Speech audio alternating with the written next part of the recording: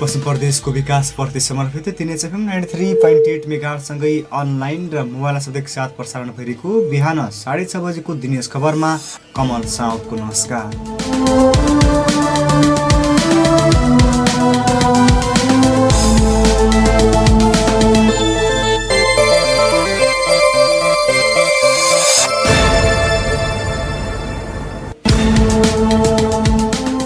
सुरुमा प्रमुख खबरहरू।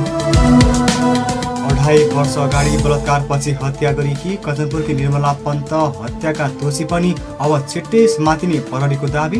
निर्मलाकी आमा दुर्गादेवी भने काम कम विश्वास आशावादी भन्छिन्। छोरीको हत्यारा पत्ता नलाग्दा पीडा अझै उस्तै।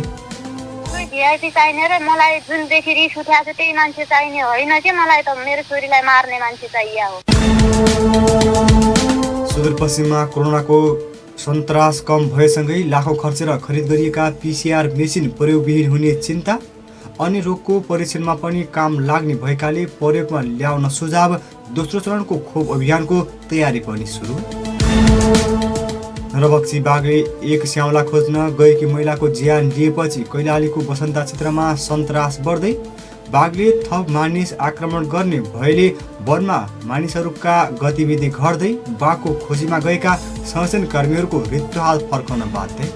त्यो बाघ कता छ के छ भन्ने कुराहरू मान्छेलाई कन्फर्म नभए हुनाले त्रास चाहिँ जताततै त्रासको वातावरण छ। सुदूरपश्चिमका प्रमुख नाकामा तरकारीको विषादी परीक्षण गर्ने प्रयोगशाला स्थापना गर्ने योजना अझै अलपत्र।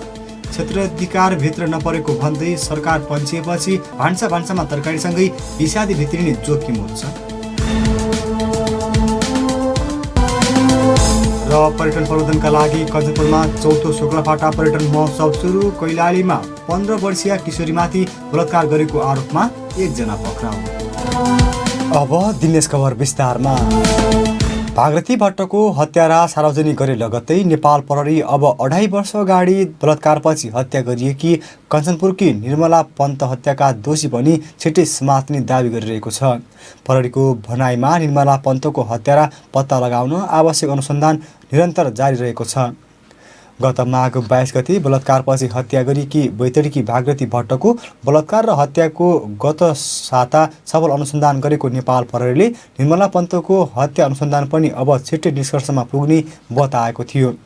निर्मला पन्तकी आमा दुर्गादेवीले भने छोरीको हत्यारा पत्ता नलाग्दा आफ्नो पीडा अझै थपिएको बताउँदै आफ्नी छोरी हत्यारा छिटो सार्वजनिक गरिनुपर्ने माग दोहोर्याउनु भएको छ। सुनौ सहकर्मी नारायण अवस्थीको रिपोर्ट।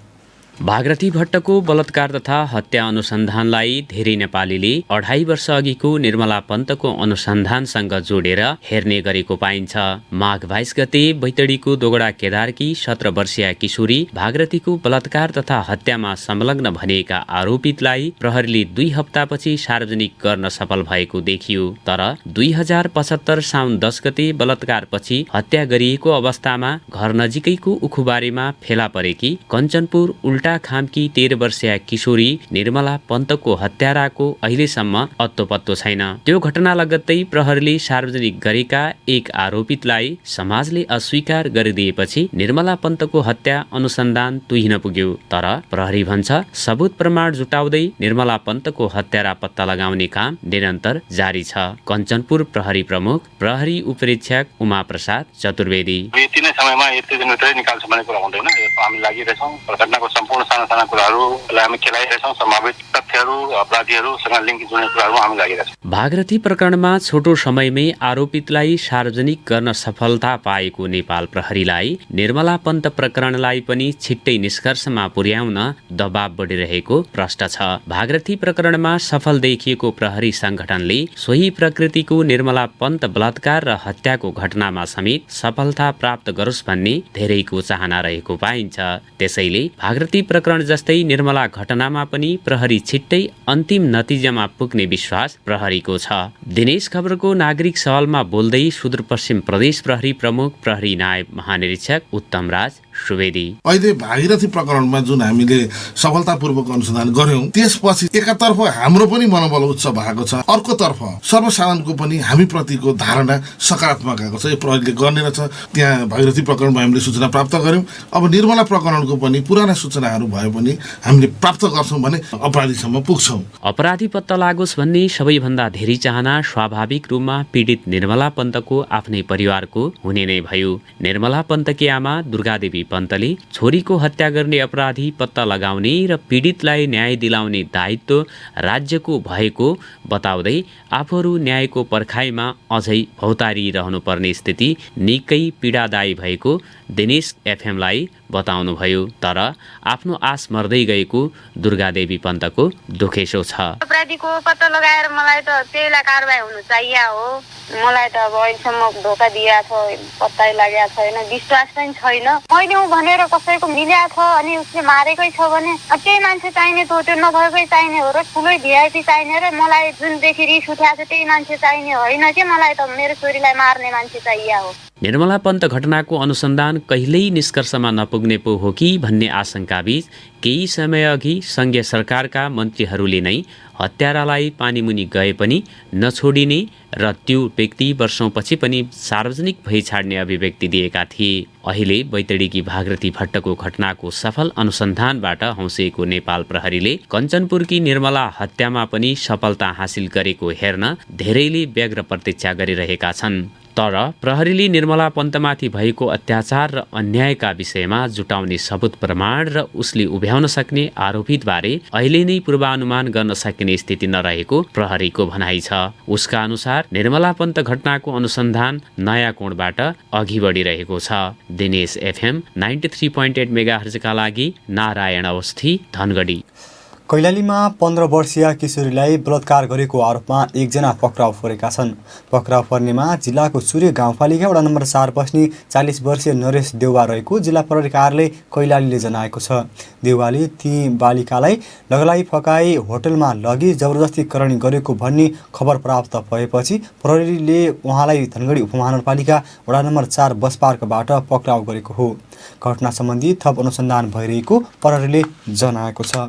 यस्तै बझाङ प्रहरीले महिलामाथि भएको बलात्कारमा संलग्न भएको आरोपमा एक महिलालाई नै पक्राउ गरेको छ। फागुन 19 गते घटना भएदेखि फरार रहेकी केदारसिंह गाउँपालिका वडा नम्बर 6 भाडा सैनिकी 40 वर्षीय कलादेवी धामीलाई आइतबार पक्राउ गरिएको प्रहरीले जनाएको छ। ती महिलाले बलात्कारमा सघाएको भन्ने अनुसन्धानबाट खुलेको प्रहरीको दाबी छ। पीडितले दिएको जाहेरीका आधारमा महिलालाई पक्राउ गरिएको जिल्ला प्रहरी कार्यालय बझाङले जनाएको छ।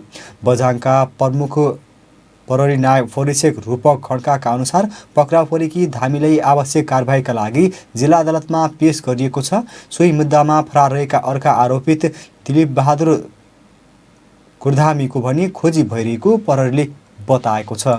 सुदूरपश्चिममा कोरोना भाइरसको सन्तास कम हुँदै जान थालेपछि लाखौं खर्चेर खरिद गरी सञ्चालनमा ल्याएका पीसीआर मेसिन प्रयोगविहीन हुने चिन्ता बढेको छ। अहिले सेती प्रादेशिक अस्पताल सहित प्रदेशका विभिन्न अस्पतालमा 7वटा पीसीआर मेसिन सञ्चालनमा रहेका छन्। तर कोरोनाको सन्तास कम हुँदै गएका बेला जारी खोप अभियानपछि संक्रमणको दर समेत घट्ने भएकाले अब ती मेसिन कतै प्रयोगविहीन हुने त होइनन् भन्ने आशंका गर्न थालिएको हो। तर विभिन्न खालका अन्य परीक्षणमा पनि काम लाग्ने भएकाले पीसीआर मेसिनको सदुपयोगमा जोड दिन सुझाव दिएको छ। प्रदेश सरकारले पनि अहिले सञ्चालनमा रहेका पीसीआर मेसिनलाई अन्य रोगको परीक्षणमा पनि प्रयोग गर्न आवश्यक छलफल सुरु गरेको जनाएको छ। सुनौ सहकर्मी सरेन जैरुको रिपोर्ट। कोरोना महामारी सुरु भएको 1 वर्षको अवधिमा सुदूरपश्चिम प्रदेशमा 7वटा पीसीआर मेसिन जडान भएर सञ्चालनमा आए। सुरुवातमा कोरोनाको त्रास एकदमै थियो। त्यो बेला दैनिक 1000 भन्दा बढीको नमुना परीक्षण हुँदै आएको थियो। तर अहिले कोरोनाको खोप लगाउन सुरु गरिएको र कोरोना भाइरसको सन्तास पनि कम भएका कारण प्रदेशभरि दैनिक 20 देखि 25 जनाको मात्र परीक्षण हुँदै आएको छ। यो सँगै अब प्रदेशमा पीसीआर मेसिन प्रयोगविहीन हुने चिन्ता गरिन थालिएको छ। तर पीसीआर मेसिनबाट अन्य रोगहरूको परीक्षण पनि गर्न सकिने बताइएको छ। सेती प्रादेशिक अस्पतालका प्रयोगशाला प्रमुख रमेश शाही, यो मेसिनबाट धेरै कुराहरूको परीक्षण गर्न सकिन्छ। जस्तै तपाईहरुको चाहिँ भनौँ न, अब डेङ्गुको भयो, स्क्रब टाइफसको भयो, मलेरियाको भयो, टिबीको भयो, धेरै कुराहरूलाई चाहिँ यसलाई प्रयोग गर्न सकिन्छ। कोरोना महामारी तीव्र गतिमा फैलिएपछि खरिद गरिएका सुदूरपश्चिमका पीसीआर मेसिनलाई संक्रमण दर घटेपछि कसरी व्यवस्थापन गर्ने र कसरी बहुउपयोगी बनाउने भन्ने चासोको विषय बनेको छ। यस विषयमा सरकारको ध्यान जानुपर्ने बताउनुहुन्छ डडेलधुरा अस्पतालका medical superintendent doctor Chetraj Bhatt.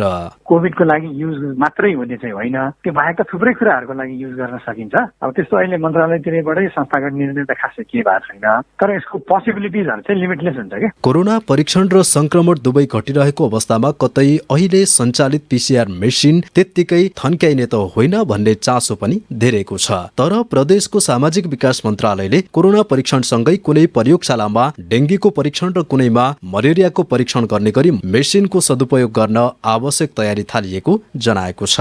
सामाजिक विकास मन्त्रालयका प्रवक्ता नरेन्द्र कार्की, पीसीआर भने एउटा कोरोनाको मात्रै होइन, मलेरिया लगायत अन्य रोगहरूको पनि गर्न सकिन्छ। त्यो तरिकाले स्पेशलाइजेसन गर्ने भन्ने चाहिँ सोचमा कोरोनाको मात्रै जाँच गर्ने, महाकालीलाई अर्को दिने, डडेलधुरालाई अर्को दिने। अहिले धनगढीको सेती प्रादेशिक अस्पताल, डडेलधुरा अस्पताल, डोटी अस्पताल, बैतडी अस्पताल, बझाङ अस्पताल, कमल बजार अस्पताल र महाकाली अस्पतालमा गरी प्रदेशभर कोरोना परीक्षणका लागि 7 वटा पीसीआर मेसिन सञ्चालनमा रहेका छन्। दिनेश FM 93.8 मेगाहर्ट्जका लागि सरेन जैरू, धनगढी। सुदूरपश्चिममा पहिलो चरणको दोस्रो लक्षित समूहलाई खोप लगाउने अभियान भोलि आज सकिँदैछ। प्रदेशका 9वटै जिल्लामा सञ्चालनमा रहेको अभियान सम्पन्न भएपछि दोस्रो चरणको अभियान थालिने बताइएको छ। सङ्घीय सरकारले खरिद गरेको खोपको 10 लाख डोज काठमाडौँ आइपुगेकाले छिट्टै सुदूरपश्चिमका लागि पनि पठाइने विश्वास गरिएको छ। सुदूरपश्चिममा पनि खोप प्राप्त भएको 1 सप्ताहभित्र लक्षित वर्गलाई लगाउन थालिने सामाजिक विकास मन्त्रालयले जनाएको छ। दोस्रो चरणको खोप अभियानमा लक्षित समूह को छन् र कसरी अभियान चल्दैछ भन्ने विषयमा केन्द्रित रहेर हाम्रा सहकर्मी सरेन जरुले नै सामाजिक विकास मन्त्रालयका प्रवक्ता नरेन्द्र कार्कीसँग कुराकानी गर्नुभएको छ।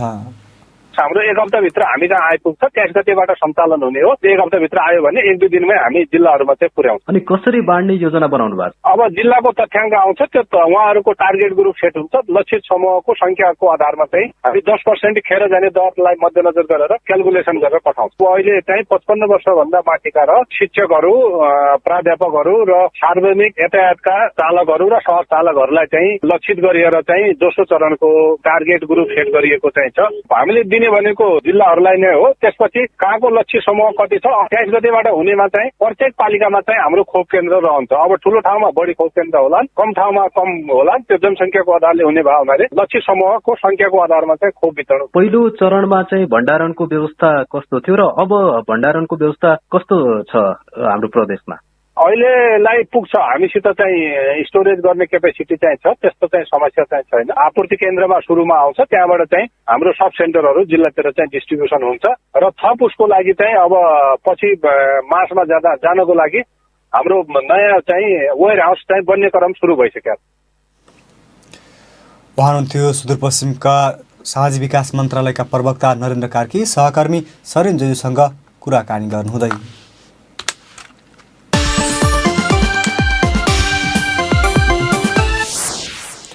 गौरीगङ्गाको अन्ड्याको वनमा बाघले 1 महिलाको ज्यान लिएपछि कैलालीको बसन्ता वन र अन्य वन क्षेत्रमा मानिसहरू बाघ आउने त्रासमा बाँच्न बाध्य रहेका छन्।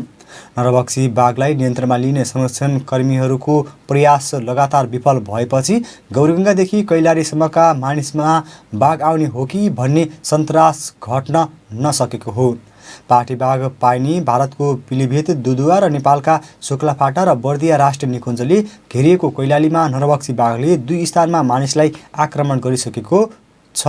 मानव बस्ती नजिकै बाघ आएपछि वन नजिकै बस्ने मानिसहरू वन जान र रातिको समयमा घर बाहिर निस्कन छाडेका छन्। सुनौ एक रिपोर्ट।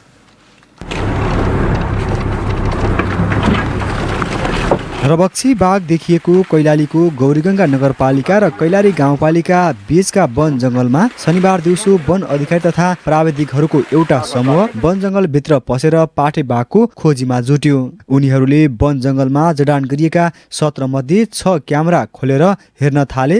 त्यस क्रममा कुनै क्यामेरामा पनि बाघको फोटो देखिएन।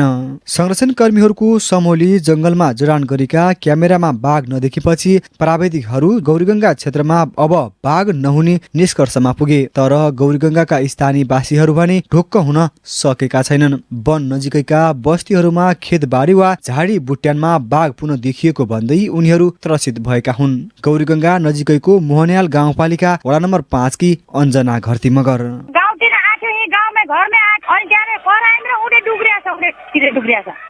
कस्तो डर लाग्यो मलाई, डराइकिन मलाई डरले हेर्नै सकिन। गत सोमबार नरबक्सी पाटे बाघले गौरीगङ्गा नगरपालिका वडा नम्बर 5 अन्डयाकी 25 वर्षीय कला धामीलाई आक्रमण गरी ज्यान लिएको थियो। उनी घर नजिकैको वनमा गाईबस्तुलाई स्याउला बटुल्न गएकी थिइन्। त्यसको केही दिन अघि शुक्रबार कैलाली गाउँपालिका 8 दुधियाका 28 वर्षीय दुर्गा चौधरीलाई स्थानीय सीता कुवा सामुदायिक वनमा पात टिप्न गएका बेला पाटे बाघले आक्रमण गरेको थियो। दुवै घटनामा आक्रमणकारी पाटे बाघ एउटै हो वा फरक त्यो प्रष्ट भइसकेको छैन। त्यसै कारण पनि मानिसहरू त्रासमा बाँच्न बाध्य भएका हुन्। गौरीगङ्गाका स्थानीयवासी धनबहादुर कलेल त्यो बाघ कता छ के छ भन्ने कुराहरू मान्छेलाई कन्फर्म नभए हुनाले त्रास चाहिँ जताततै त्रासको वातावरण छ। गौरीगङ्गादेखि उत्तर चुरे क्षेत्र पर्छ भने दक्षिणमा बसन्ताको बाक्लो वन जङ्गललाई भारतको दुधुवा र नेपाल बीचको वन्यजन्तु विचरण गर्ने महत्त्वपूर्ण जैविक मार्ग मानिएको छ। त्यही जैविक मार्ग हुँदै दुधुवाबाट बाघ आएको हुन सक्ने कतिपयको अड्कल छ, तर त्यसको पुष्टि भइसकेको छैन। जहाँबाट आएको भए पनि नरबक्सी भइसकेको बाघलाई मार्नुपर्ने मानिसहरूको माग छ। तर वन्यजन्तु आक्रमणमा ज्यान गुमाउने हरेक व्यक्तिको परिवारलाई सरकारले 10 लाख रुपियाँ क्षतिपूर्ति दिने गरेको भन्दै बाघलाई बेहोस बनाएर समात्ने रणनीति वन अधिकारीले बनाएका छन्। डिभिजन वन कार्यालय धनगढीका प्रमुख रामचन्द्र कणेल क्यामेरा ड्राइभिङ गर्ने कहाँ गइरहेछ, बाघको मुभमेन्ट कहाँ छ, कसरी हिँडिरहेछ होइन, उसले मान्छेले क्षति पुर्याएको छैन, पुर्याउँछ कि भन्ने हाम्रो आशंका पनि छ होइन। किनभने वन्यजन्तु पालेर जनताको क्षति पनि हुनु भएन। त्यस हिसाबले हामीले अहिलेको अवस्था भनेको क्यामेरा ट्र्यापिङ गरेर मोनिटरिङ गरिरहेछौँ। त्यसको गतिविधि हामीले निकालिरहेछौँ। गौरीगङ्गाको नरबक्सी बाघ समाते पनि कैलालीवासी पाटे बाघबाट भाग्न सक्दैनन्, किनकि कैलाली वरिपरि बाघका प्राकृतिक वासस्थानहरू छन्। 2 वर्ष अघि कैलालीको पश्चिमको शुक्लाफाटामा 16, पूर्वतिरको बर्दियामा 87 बाघ गणना गरिएको थियो। दक्षिणमा भारतको दुधुवामा 58 र पश्चिमको पिलीभितमा 65 वटा पाटे बाघ 5 वर्ष अघि नै गनिएका थिए। निकुञ्ज बाहिरका वनमा थप बाघ हुन सक्ने वन अधिकारीहरू बताउँछन्। दिनेश एफएम 93.8 मेगाहर्जका लागि कमल साउद, दुधिया, कैलाली। कैलालीमा मोटरसाइकल दुर्घटना हुँदा 1 जनाको मृत्यु भएको छ। जिल्लाको कैलाली गाउँपालिका वडा नम्बर 3 हुलाकी राजमार्गमा पूर्वबाट पश्चिम आउँदै गरेको अनटेस्ट मोटरसाइकलले डलपलाई ओभरटेक गर्दा भएको दुर्घटनामा 1 जनाको मृत्यु भएको प्रहरीले जनाएको छ। प्रदेश ट्राफिक प्रहरी कार्यालय अत्तरियाका अनुसार दुर्घटनामा परि धनगढी उपमहानगरपालिका वडा नम्बर 19 का अन्दाजी 40 वर्षीय खगेन्द्र चौधरीको मृत्यु भएको हो।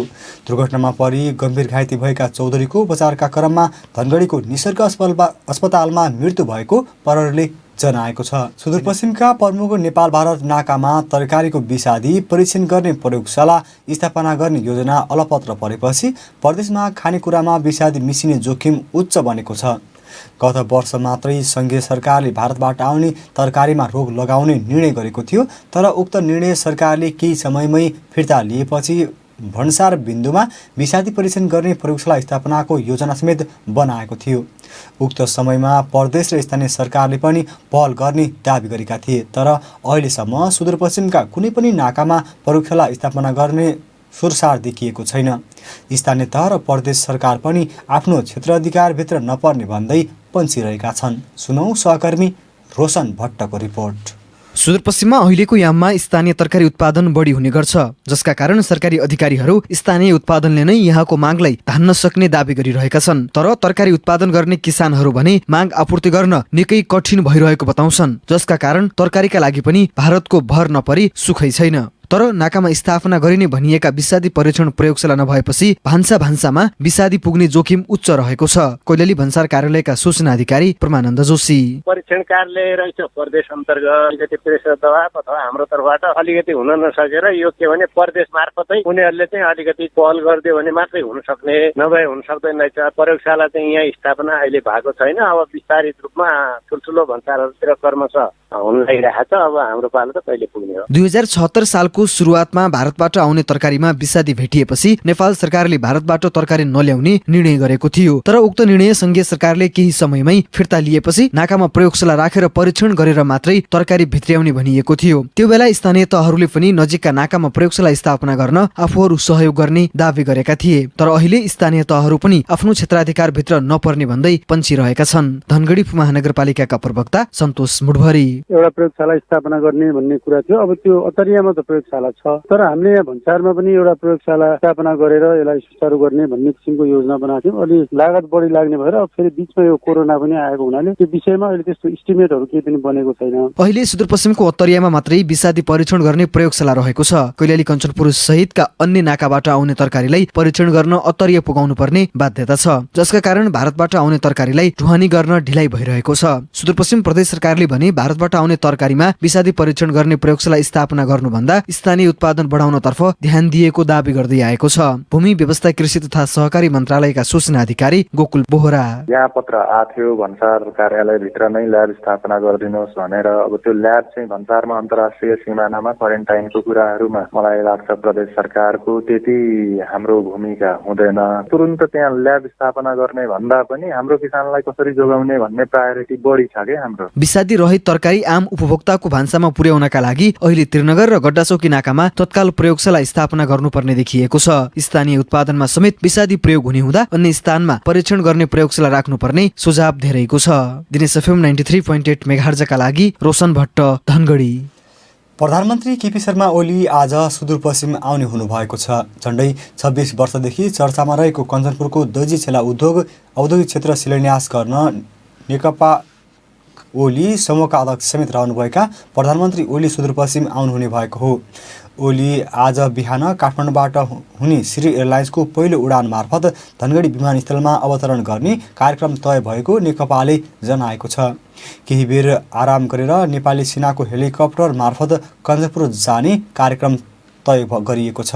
कार्यक्रम स्थल नजिकै हेलिप्याड समेत स्थापना गरिएको छ। प्रधानमन्त्री ओली दिउँसो 1 बजे दैजी छेला औद्योगिक क्षेत्रमा शिलान्यास गर्ने कार्यक्रम गरिएको छ। 2052 सालमा मनमोहन अधिकारी प्रधानमन्त्री रहेका बेलादेखि नै दैजीमा औद्योगिक क्षेत्र स्थापना हुने चर्चा चले पनि हालसम्म काम सुरु हुन सकेको थिएन।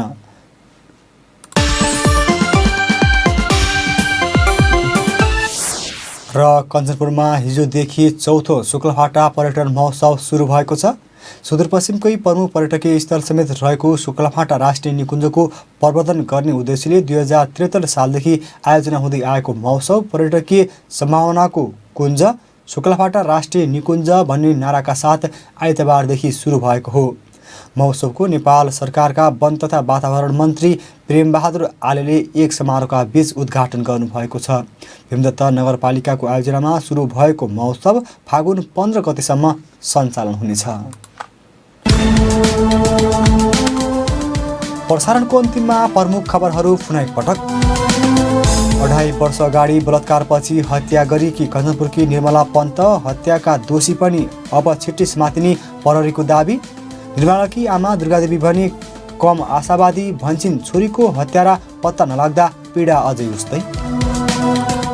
सुदूरपश्चिममा कोरोनाको सन्तास कम भएसँगै लाखौँ खर्चेर खरिद गरिएका PCR मेसिन प्रयोगविहीन हुने चिन्ता। अन्य रोगको परीक्षणमा पनि काम लाग्ने भएकाले प्रयोगमा ल्याउन सुझाव। दोस्रो चरणको खोप अभियानको तयारी पनि सुरु। नरभक्षी बाघले एक स्याउला खोज्न गएकी महिलाको ज्यान लिएपछि कैलालीको वसन्ता क्षेत्रमा सन्तास बढ्दै। बाघले थप मानिस आक्रमण गर्ने भएले वनमा मानिसहरूका गतिविधि घट्दै। बाघको खोजीमा गएका संरक्षण कर्मीको रित्तो हात फर्कन बाध्य। सुदूरपश्चिमका प्रमुख नाकामा तरकारीको विषादी परीक्षण गर्ने प्रयोगशाला स्थापना गर्ने योजना अझै अलपत्र।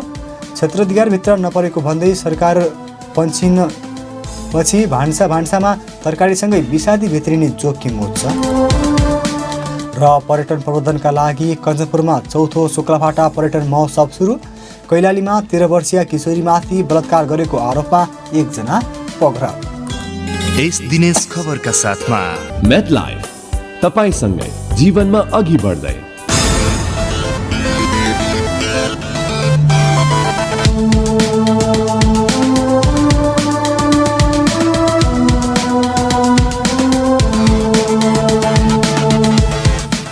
हवस् त दिनेश FM 93.8 मेगाहर्टसँगै अनलाइन र भुवालासँग एकसाथ प्रसारण भइरहेको बिहान 6:30 बजेको दिनेश खबर सकियो। हाम्रो अर्को दिनेश खबर साँझ 6:30 बजे प्रसारण हुनेछ। दिनेश FM सुन्दै र पढ्दै गर्नुहोला। नमस्कार।